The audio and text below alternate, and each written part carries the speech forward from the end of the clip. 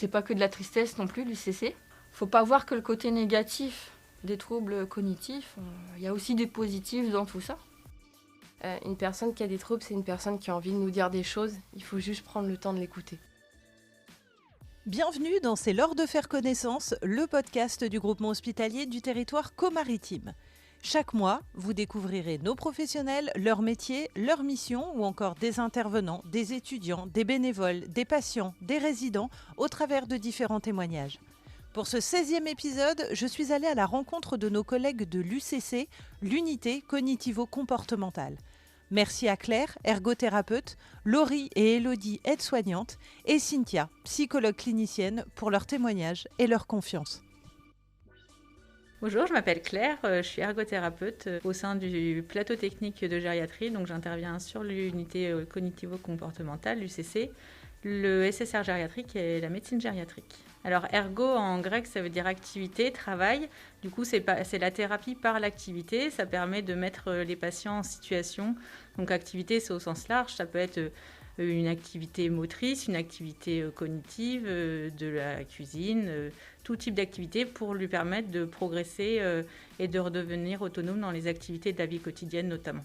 J'ai toujours voulu faire un métier en relation avec les autres, un métier d'aide et en lien avec le handicap. J'ai hésité entre ergo et instit pour les enfants en situation de handicap. Et finalement, j'ai été prise à l'école d'ergo et j'ai fait une prépa après le bac. C'est des études qui étaient sur concours. Et du coup, j'ai fait une année de prépa, j'ai eu le concours et je suis rentrée à l'école. C'est 3 ans d'études et il y a un diplôme d'État à la fin des 3 ans. Je suis toujours intervenue en médecine gériatrique, notamment pour des patients suite à des AVC, vraiment sur des prises en charge ponctuelles.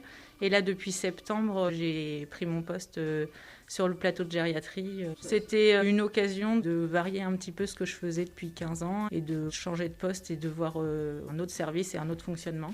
Et puis de rejoindre des collègues sur le plateau technique avec une équipe de rééducation qui est très sympathique. Donc c'était une opportunité.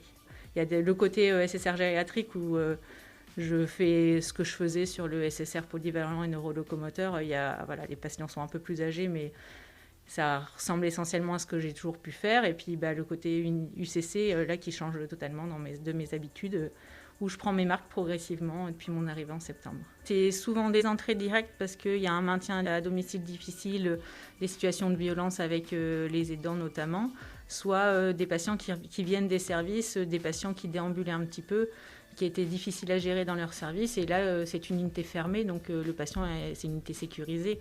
Le patient ne peut pas fuguer et se met pas en danger du coup. Ils arrivent avec des troubles du comportement et par les activités qu'on peut proposer au quotidien, c'est d'éviter les médications et pouvoir redonner une autonomie, faire que leur comportement soit le plus adapté possible. Et ensuite, ils sont orientés en fonction du désir des familles et du patient en fonction de son état cognitif.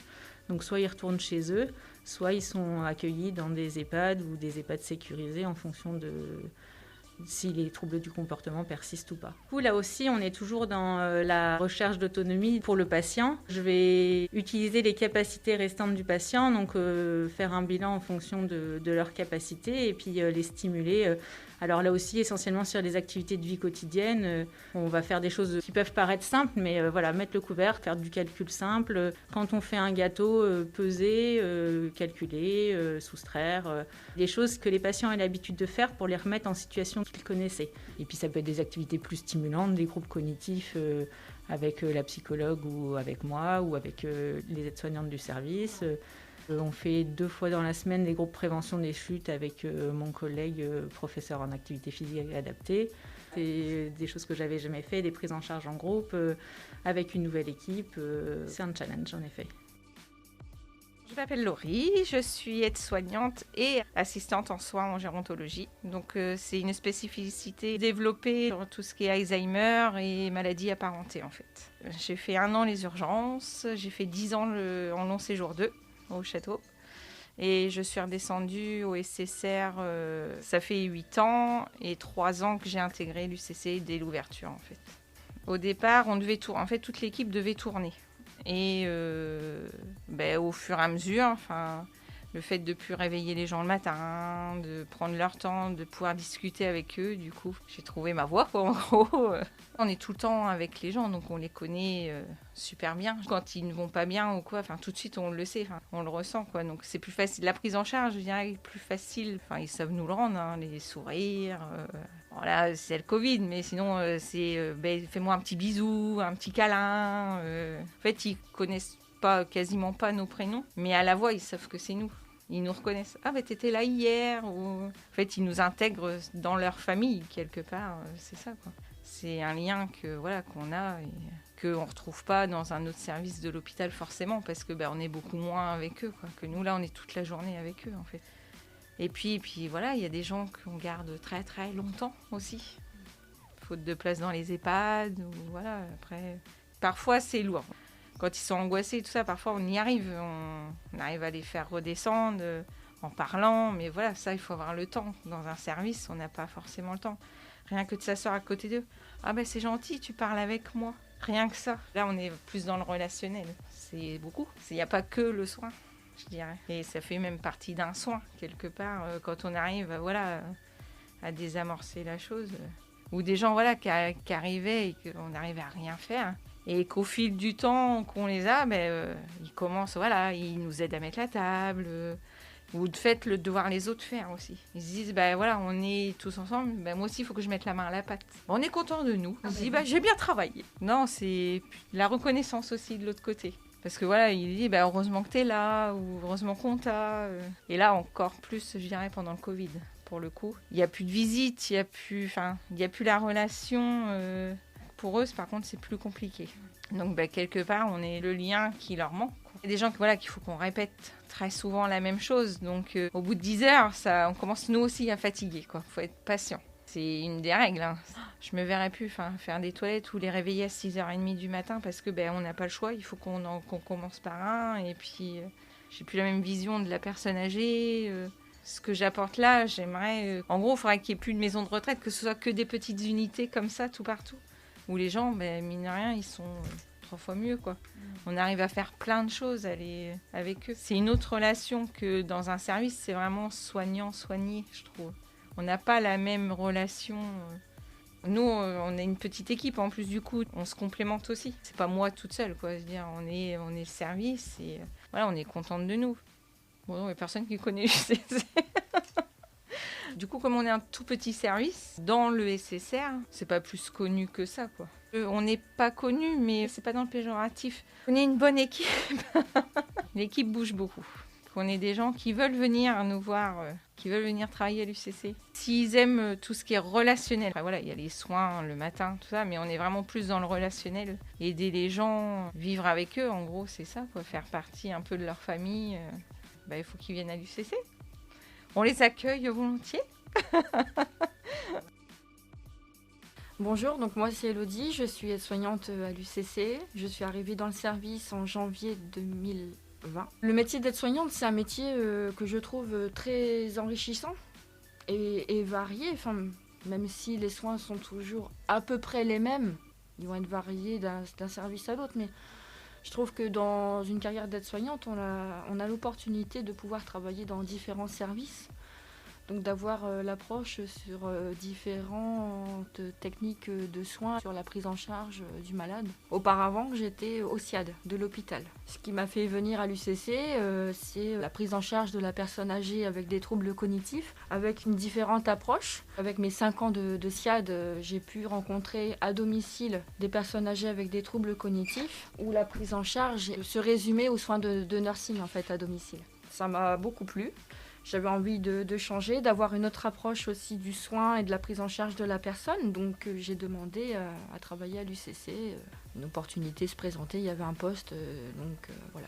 Je m'y sens bien, j'ai bien trouvé ma place. Je ne vous cache pas quand même que psychologiquement, la prise en charge de la personne avec des troubles démentiels, c'est pas facile tous les jours. On est face à des personnes qui sont parfois violentes aussi envers le personnel. C'est surtout l'après-midi où c'est compliqué parce que Il y a de l'angoisse qui monte chez plusieurs personnes et parfois les angoisses sont compliquées à calmer, à gérer. Donc c'est vrai que psychologiquement, c'est parfois lourd. On se sent fatigué et je pense qu'au bout d'un moment, il faut passer la main, peut-être changer de service. Après, ce n'est que mon point de vue. Là, aujourd'hui, je m'y sens bien, mais je ne suis pas sûre de pouvoir rester là encore plusieurs années. Ce que j'apprécie particulièrement à l'UCC, c'est qu'on va vivre au rythme du patient. Donc le matin, quand on prend notre car à 6h30, on ne va pas réveiller les patients qui dorment encore pour les aider à la toilette. On va attendre que le patient se réveille pour qu'on puisse l'aider à la toilette. Les petits déjeuners sont servis tous ensemble parce qu'il y a la distribution des médicaments qui doit se faire en même temps. Mais c'est vrai que ce côté où on laisse le patient dormir le matin, moi c'est quelque chose que j'apprécie, respecter le rythme. On est un service de soins, mais je dirais qu'on est un petit peu un lieu de vie dans le sens où on essaye de reproduire un petit peu les gestes de la vie quotidienne comme à la maison. Tout est fait pour préserver l'autonomie du patient et ses capacités cognitives. Le but, c'est de trouver des alternatives au traitement médicamenteux. Pour gérer les troubles du comportement, on va mettre en place des activités ou des techniques d'approche différentes dans le but d'apaiser et de mettre en confiance aussi les patients. On a eu plusieurs patients qui étaient très agressifs à l'entrée du service au début de la prise en charge et on a réussi à gérer cette agressivité par différentes techniques d'approche et après il y a quand même le traitement médicamenteux qui rentre en jeu, on ne peut pas le cacher, mais oui les techniques d'approche, les techniques de soins vraiment adaptés à chacun qui vont calmer tout ça et quand ces patients-là quittent le service et qu'il n'y a plus de signes d'agressivité, oui, c'est une victoire, on est content. Parfois ça fait peur quand même. Moi je me suis déjà mis à la place de ces personnes-là quoi. Et ça pourrait être nos proches aussi. Avec la psychologue, on a une histoire de vie de chaque patient qui nous est racontée. Parfois, oui, ça fait peur parce qu'on ne s'imagine pas un jour devenir des personnes qu'on accueille ici. Depuis se reconnaître, depuis reconnaître ses enfants, depuis savoir ce qu'on fait.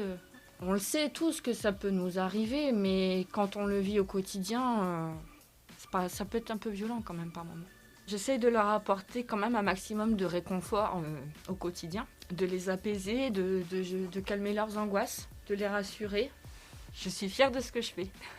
Je pense que l'UCC est un service qui fait peur, où la difficulté de prise en charge de la personne démente, ça rebute pas mal de candidats.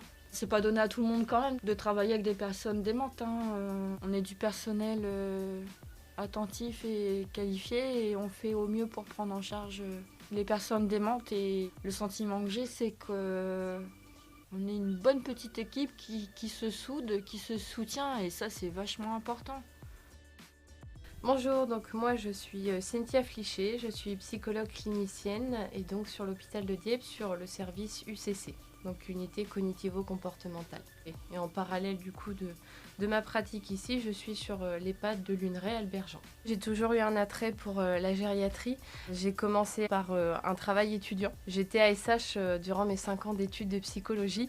Donc j'ai découvert la population âgée à travers du soin et au travers des besoins justement psychologiques qui n'étaient pas forcément répondus par manque de personnel à ce niveau-là. Et donc depuis, j'ai une pratique qui est en effet que centrée sur la gériatrie. C'est au cours de ces 5 ans d'ASH où j'ai découvert que en dehors de toutes ces appréhensions, en dehors de tous ces préjugés qu'on a sur la population gériatrique, c'est une population qui a beaucoup à offrir. Il y a une citation que j'aime beaucoup, c'est « Lorsqu'une personne âgée meurt, c'est une bibliothèque qui brûle ». Et je trouve que elle représente tout ce que la gériatrie, la personne âgée a à nous offrir et on ne l'écoute pas assez malheureusement, on ne lui laisse pas assez d'espace. Pourquoi l'UCC ? Parce que pour avoir eu des pratiques en EHPAD, où c'est des structures assez importantes, j'ai pu connaître 140 résidents dans des structures. Malheureusement, pour l'accompagnement psychologique, on a l'impression de survoler cet accompagnement parce que trop de population, pas assez de temps. On a peu de temps plein dans des structures comme celle-ci.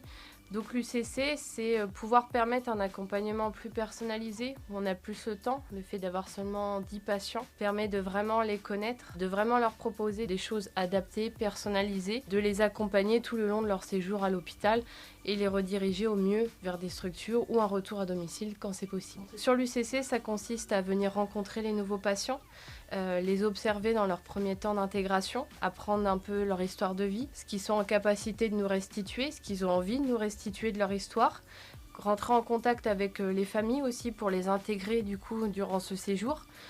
Parce que voilà, souvent il y a de la culpabilité, il y a de la difficulté aussi par rapport aux troubles du comportement, aux pathologies, donc les intégrer aussi dans cette histoire, leur permettre de faire leur part aussi dans l'accompagnement de leurs proches. Et par la suite, du coup, c'est mettre en place des projets qui sont personnalisés à travers les projets individualisés qu'on remplit avec les aides-soignantes. C'est proposer des activités adaptées, comprendre les comportements, parce que derrière chaque comportement, il y a quelque chose à dire. Eh bien, on vient donner du sens à des comportements qui, de premier abord, n'en ont aucun. Alors humainement, ce que ça m'apporte, c'est de venir au contact d'une population qui est souvent incomprise, qui est vue que par ses troubles. Une personne a des troubles, on ne peut rien y faire, on ne peut pas changer ça, ce qui est totalement faux. C'est pour ça que c'est très important pour les agents qui travaillent ici d'être conscients de la population qu'on accueille, d'être formés sur les manières d'appréhender aussi une personne qui a des troubles et de savoir aller au-delà de ses premiers a priori. Savoir que c'est des personnes qui sont ce qu'on appelle des éponges émotionnelles, c'est-à-dire que si on n'est pas confiant, la personne va le sentir et forcément ça va jouer des troubles du comportement. Voilà, c'est avant tout comment on vient rentrer en relation avec eux pour leur permettre d'être le plus apaisé aussi. Sur l'UCC, alors, le cliché, ce serait que l'équipe est assez fermée, alors que l'équipe est ouverte à plein de projets. En plus, elle a envie de mettre des choses en place. Que les patients ici ne peuvent plus communiquer, ne peuvent plus comprendre, ne peuvent plus rien faire. Voilà, c'est tout à fait faux. Il faut juste réfléchir à la manière de leur amener les choses et quoi leur faire faire. Voilà, que ça ait du sens pour eux. C'est que les personnes qui souhaitent venir travailler à l'UCC ou qui sont curieuses, voilà, qu'elles viennent à la rencontre de ces personnes parce que elles ont plein de choses à offrir et on a des moments très complices et vraiment très drôles avec eux parce qu'ils sont sans filtre et ils sont vraiment à l'état pur et c'est très agréable d'être en face de personnes comme ça.